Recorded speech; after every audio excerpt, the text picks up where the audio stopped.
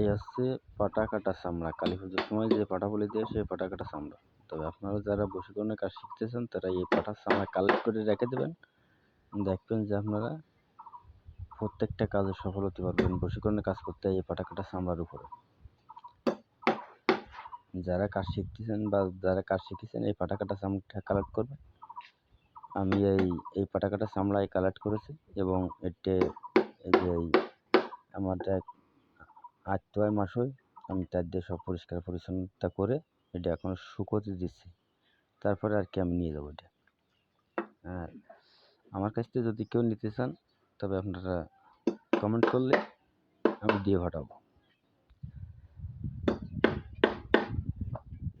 দেখেন এটা কালী পুজোর সময় যে পাটা বলি দেয় সেই পাটা কাটা চামড়া বলে এর অরিজিনাল চামড়া আছে,